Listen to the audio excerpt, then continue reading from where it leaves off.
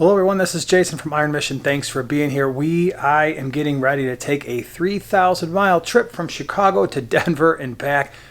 Wanted to show you, it's the day before, what I'm going to be doing, what I'm going to be packing. If you're going to be taking a long trip or if you've never taken one before and you're thinking about it, here's the things that I take, done lots and lots of long trips. Let's go see what I got. So I'm going to be taking the Pan America for the first time. Usually I take this bad boy here, my Limited. I've done many trips, tens of thousands of miles of long distance trips on this bike. It'll be the first one on this bike. So the things that I'm packing are no different. It doesn't really matter which bike I'm riding. So thing number one, I'm going to start from the front of the bike. Some way to mount my phone. I've got the Cardo mount here. I've done a review on it. I'll put that in the upper right hand corner. That's a must. You know, you've got the TFT display, but I like having the phone right in my field of view. Definitely taking a long trip, some way to charge your phone while you're on the road, because when you're out there in the middle of nowhere and your phone starts running on, really spotty service, it can die in a hurry.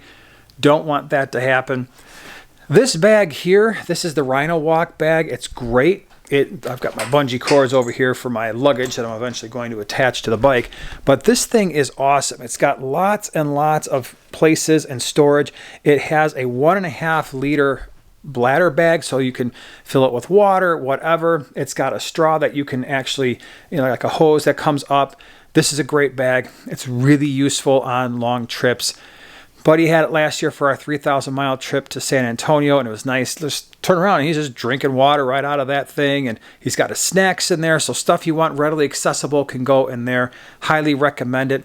Over here in this saddlebag is mostly things, or case, is mostly things that I'm going to be using all the time. And so I've got some slides here. I've got a hat down there. I've got this you wouldn't need. This is all my camera stuff that I need for the trip.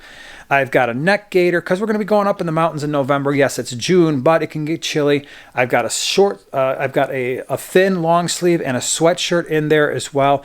I will also put my gym shoes in there, but right now I'm wearing them because I'm not going anywhere this just a second. So I'll have my gym shoes in here. So easily accessible things that I might want to put on a little bit later. I got to come around the long way. This is the downside of having 5 bikes in the garage. And so in the back of this bag, this is going to be all the tools and things that I need for the trip. So I've got zip ties, small, large. I cannot tell you how many times those have come in handy. I've got a tire inflator right here. My buddy's got a plug kit. Doesn't do much good to have a tire inflator if you don't have a plug kit. So he's going to bring the plug kit. I've got the inflator. Sometimes when you're going with friends, it's best just to kind of split the work. I do have a quart of oil here. And then I've got, oh my gosh, this particular tool bag I have used numerous times on trips. I will put links for all the stuff that I'm talking about here in the description below, just so that you have it. I got those things off of Amazon, but that's what's going in here. I will probably have a couple other things in here as well, just random stuff. This case is not going to be as easy to get to because I'm going to have one of my pieces of luggage on top. So while I will be able to get to it without too many issues, I won't have to break anything down. This is stuff I'm hoping I won't need, but if I do, it's not super inconvenient to get to. All right, I have to go around the bike, so I have to come back around, show you the other side bag. So let me hop over here. I got to move this stuff out of the way. So over here, I've got my rain gear. If you're going on a long trip, you can pretty much expect to get bad weather. We're going to be gone for 10 days. There is no way in 10 straight days we're going to have perfect weather. That almost never happens. Would love for it to happen, but I doubt it. So I've got my rain gear here. I have my phone cover, because if it's raining and your phone gets wet, it's going to get trashed. So phone cover, extra water bottle. I know I have the bladder bag, but it's always good to have an extra one just in case. I have a kickstand puck. If you're going to be traveling, you never know where you're going to be parking. Is it going to be gravel? Is it going to be grass? Has it been grass and it's been raining for 3 straight days? Now the ground is really soft. So that comes in super handy. I've got my bike cleaner here that I just get from Harley. It's the everyday cleaner, not a big deal. Get whatever you like. because I don't like riding a dirty bike. And so pretty much almost every day I wipe down my bike, which means I've got some towels right here. I've got sunscreen that I'm going to be using possibly as well. You never know. But I've got the sunscreen there. If you want to put a bug repellent in there, that's not a horrible idea. I generally don't, but something to certainly consider. And basically, I've got the bike well balanced in terms of weight. A lot of the heavy stuff like the toolkit, tire inflators right up there in the center.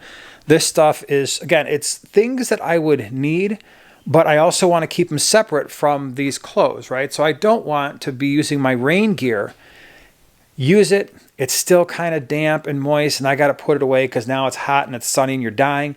At the same time, it's not completely dry. I don't want to be sticking it in here with a sweatshirt and a long sleeve shirt and my neck gaiter and shoes where it could start to smell a little musty. Where if it smells a little musty in here, who cares? This is just cleaning stuff and sunscreen, that kind of thing. And I've got some space left in here as well.